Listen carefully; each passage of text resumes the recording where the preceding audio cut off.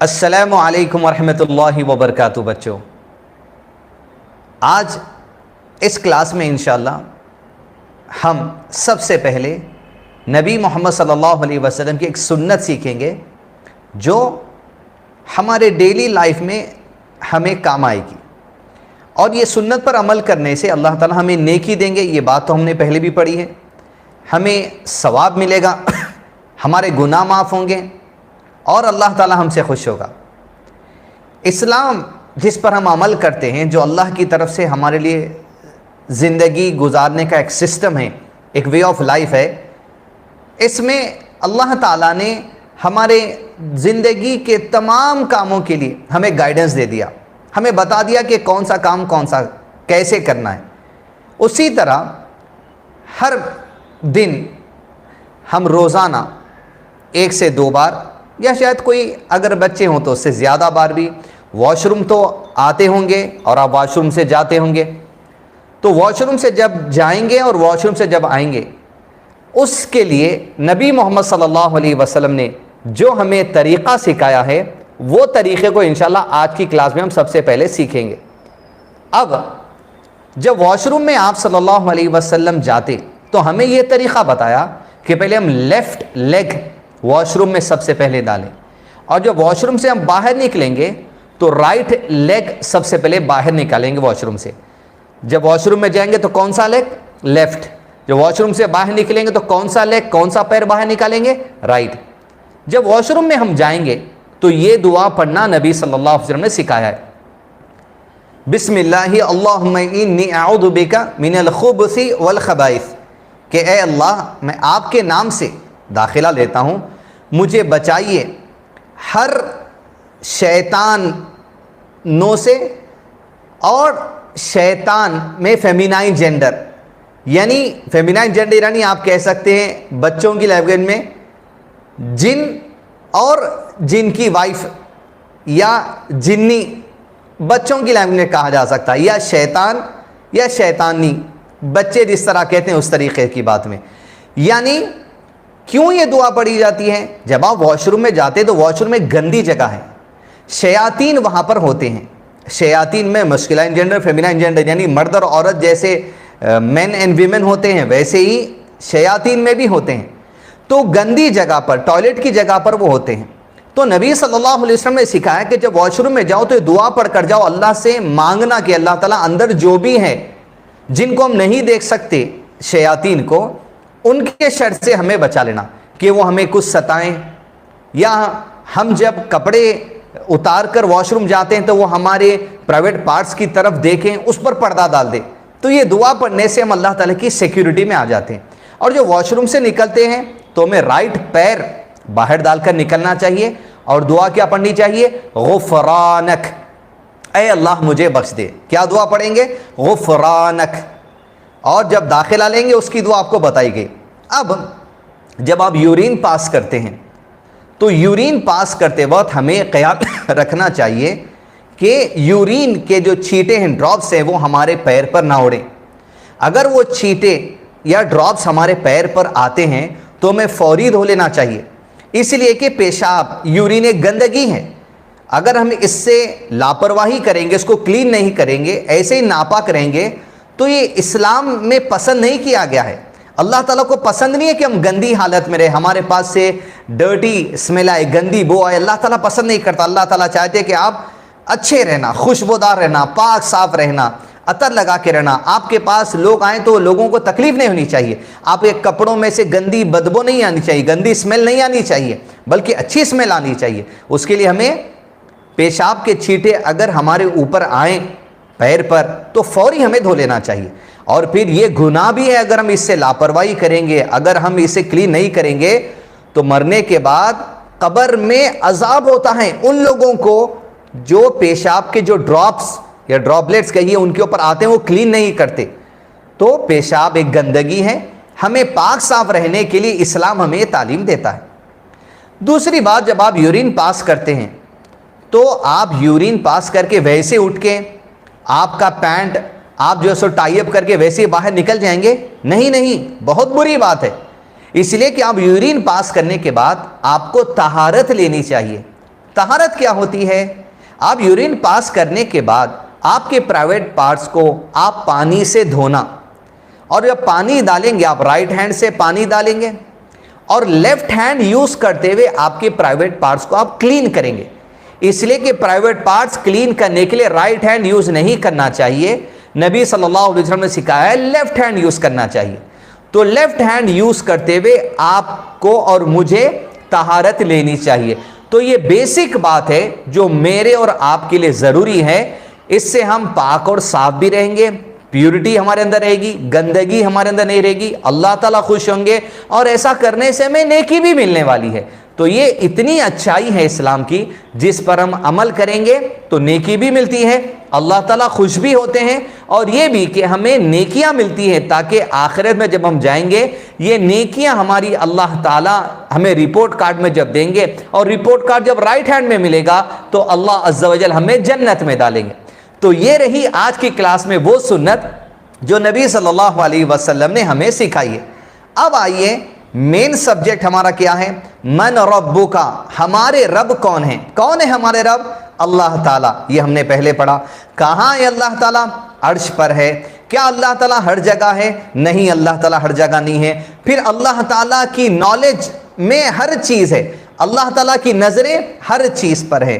اللہ تعالیٰ عرش پر ہے. اللہ تعالیٰ الحی ہے، جو ہمیشہ سے زندہ ہے، ہمیشہ زندہ رہنے والے ہیں. اللہ کو کبھی موت نہیں آتی، اللہ کو کبھی اونگ نہیں آتی، اللہ کو کبھی نیند نہیں آتی.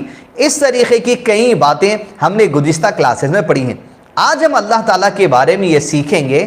اللہ تعالیٰ کا ایک نام، ایک ایٹریبیوٹ، ایک صفت، وہ کیا ہے؟ السلام. السلام یہ اللہ تعالیٰ کا نام ہے. السلام میں اتنی پیاری باتیں ہمیں سیکھنے کو ملتی ہیں اور اللہ تعالیٰ کو سمجھنے کی بات ملتی ہیں. اسکالرس نے، جن کو ایجوکیشن ہوتی ہے اسلامک نالج کی، قرآن کی اور سنت کی، انہوں نے کہا ہے السلام کا میننگ یہ ہوتا ہے کہ ہم یہ ایکسیپٹ کرنا کہ اللہ عز و جل کے لیے ساری پرفیکشنز ہے اور اللہ تعالیٰ میں کسی بھی چیز کی کمزوری نہیں ہے، کوئی بھی شارٹ کمنگ اللہ کے پاس نہیں ہے. اس ذات کو السلام کہا جاتا ہے. اب دنیا میں کیا میں پرفیکٹ ہوں؟ ہر کام میں کیا میں اور آپ پرفیکٹ ہیں؟ ہم سے غلطیاں ہوتی ہیں، ساری کریشن سے غلطی ہوتی ہے، ساری کریشن پرفیکٹ کام نہیں کر سکتی. لیکن کیا اللہ کریشن ہے یا کریٹر ہے؟ اللہ تعالیٰ کو کسی نے پیدا نہیں کیا، اللہ نے سب کو پیدا کیا. تو اللہ کریٹر ہے. تو جو کریٹر ہے، جو اللہ ہے، جو عرش پر ہے، وہ اللہ اپنے ہر کام میں پرفیکٹ ہے. اللہ کا کوئی کام میں کمزوری نہیں ہوتی، کوئی کام میں اللہ کی غلطی نہیں ہوتی. یہ افرم کرنا، یہ اللہ تعالیٰ کے بارے میں بیسک باتیں جو ہمیں سیکھ لینا چاہیے. جیسے زمین کو آپ دیکھیں گے چل پھر کر، کہیں آپ کو لال مٹی ملے گی، کہیں آپ کو سینڈ ملے گی، کہیں بلیک سوئل آپ کو ملے گی، کہیں ریڈ سوئل آپ کو ملے گی، کہیں سینڈ آپ کو ملے گی، کہیں پتھر آپ کو ملیں گے، کہیں پہاڑ آپ کو ملیں گے. یہ ساری چیزیں جو ہم زمین پر دیکھتے ہیں، ارتھ پر دیکھتے ہیں، کیا ہم نے بنائی؟ نہیں بنائی. لیکن کس نے بنائی؟ کیا ہم ایسا بنا بھی سکتے ہیں؟ ہرگز نہیں بنا سکتے. لیکن زمین پر آپ دیکھیں گے ہر چیز پرفیکٹ ہے، مڈ ہے، سوئل ہے، ہر چیز پرفیکٹ انداز میں ہے. ہوا بھی آتی ہے تو پرفیکشن کے ساتھ آتی ہے.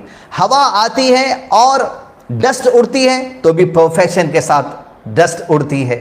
تو یہ سب چیزیں جو پرفیکشن کے ساتھ ہوتی ہیں. رات کا اندھیرا آتا ہے، پرفیکشن کے ساتھ آتا ہے. رات چلی جاتی ہے، پرفیکشن کے ساتھ چلی جاتی ہے. سورج نکلتا ہے دھیرے دھیرے دھیرے، پرفیکشن کے ساتھ نکلتا ہے.